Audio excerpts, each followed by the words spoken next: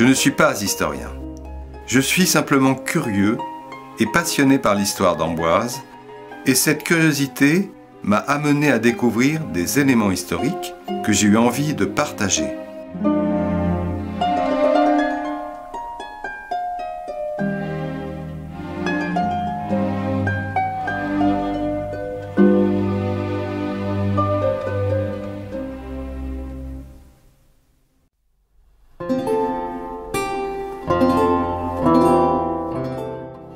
Il en est du destin des cités comme il en est du destin des individus. Ils sont souvent déterminés à la suite d'un événement après lequel rien n'est comme avant, un turning point, comme disent les anglo-saxons. L'événement déterminant, à l'origine de la renommée d'Amboise, se situe en 1430 et est responsable de la différence de notoriété entre Amboise et des villes comme Mains-sur-Loire ou Beaugency, entre autres, qui avaient à cette époque sensiblement la même importance.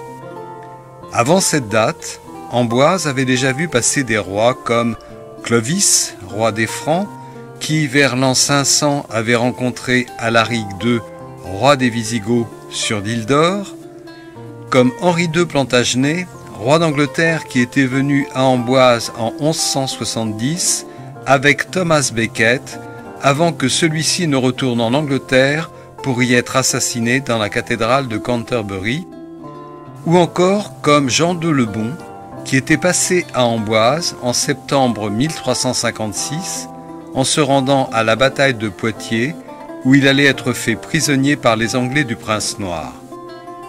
Mais en 1430, Amboise était une seigneurie comme beaucoup d'autres.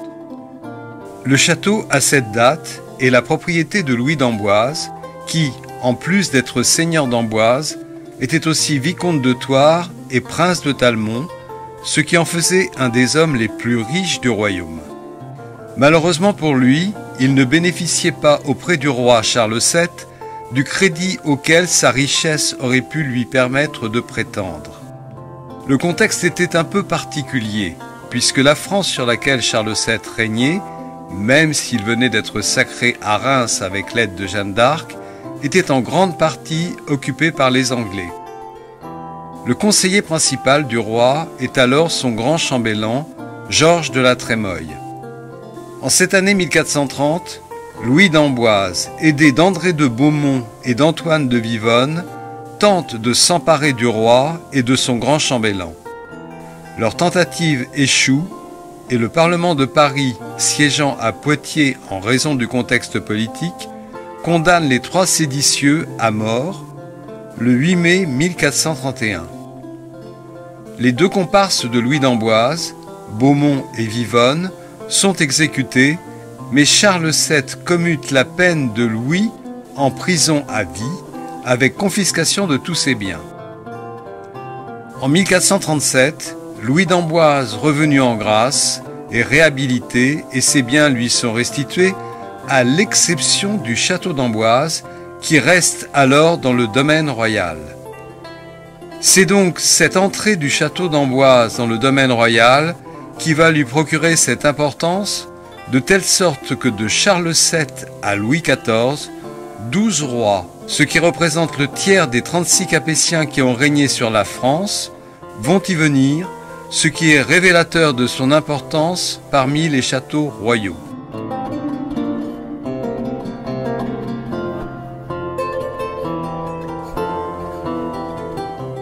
Louis XIV est le dernier roi à être venu à Amboise.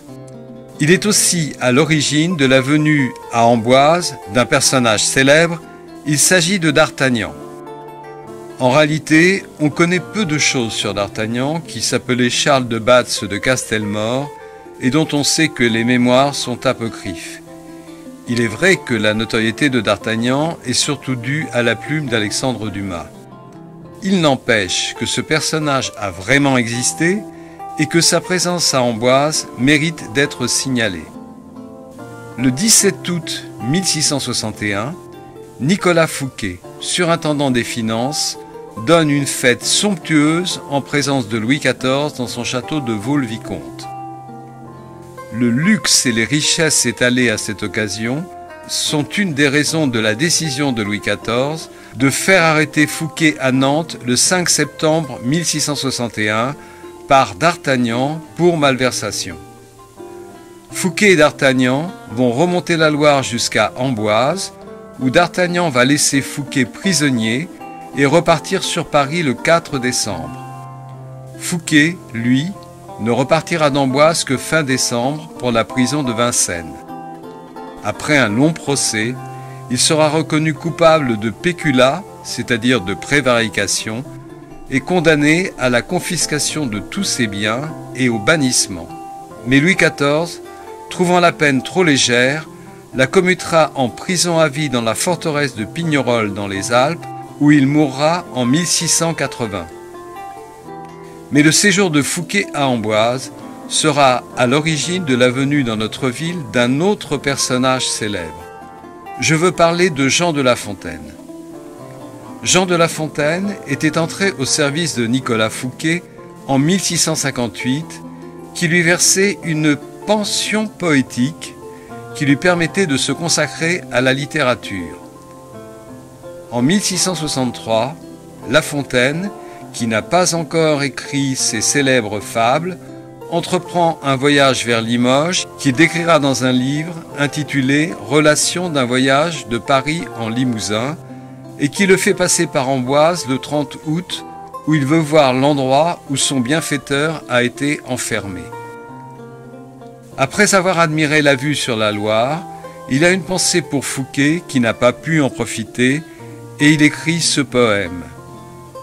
Qu'est-il besoin que je retrace une garde aux soins non pareils, chambre murée, étroite place, quelque peu d'air pour toute grâce, jour sans soleil, nuit sans sommeil, 3 portes en 6 pieds d'espace, vous peindre un tel appartement, ce sera attirer vos larmes, je l'ai fait insensiblement, cette plainte a pour moi des charmes.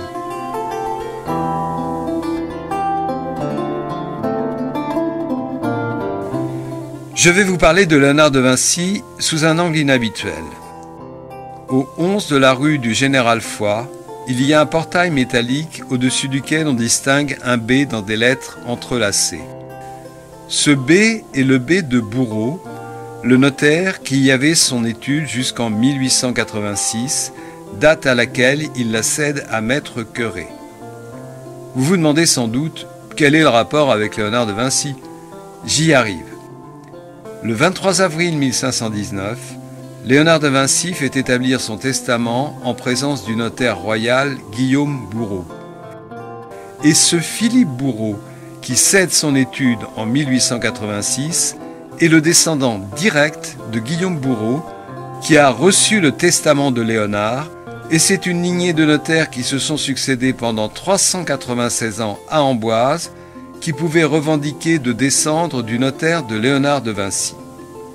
Le parcours de ce testament est d'ailleurs intéressant aussi, dans la mesure où le document français a disparu et il a fallu qu'un Italien, Carlo Amoretti, le découvre et le publie en Italie en 1804. Nous devons cette version italienne au fait que Léonard avait exigé dans son testament, je cite, qu'il ordonne et veut que la somme de 400 écus du soleil qu'il a en dépôt entre les mains du trésorier de Sainte-Marie-Nouvelle dans la ville de Florence soit donnée à ses frères charnels. Et ceci nécessitait l'envoi d'une copie dans ce pays, copie que Carlo Amoretti a donc retrouvée. Ce testament stipulait aussi que, je cite, « Le testateur veut être enseveli en l'église Saint-Florentin d'Amboise et que son corps soit porté là par les capucins de cette église. » Il s'agit là de Saint-Florentin du Château qui a été détruite en 1808. Près de 50 ans plus tard, en juin 1863, Arsène Housset, inspecteur général des Beaux-Arts, entreprend des fouilles qui vont durer 3 mois à l'endroit où se trouvait cette église. Il est particulièrement intéressé par la forme d'un crâne qui correspond à son portrait, crâne dont le squelette a des dimensions correspondant à celles de Léonard, par la présence de pierres gravées comportant des lettres qui permettent de composer le nom de Léonard de Vinci, et par un écu d'argent représentant François Ier imberbe, trouvé à proximité. Fort de tous ces éléments, il est convaincu d'avoir trouvé les restes de Léonard et, quelques années plus tard, les ossements découverts seront réinhumés dans la chapelle Saint-Hubert où ils se trouvent désormais.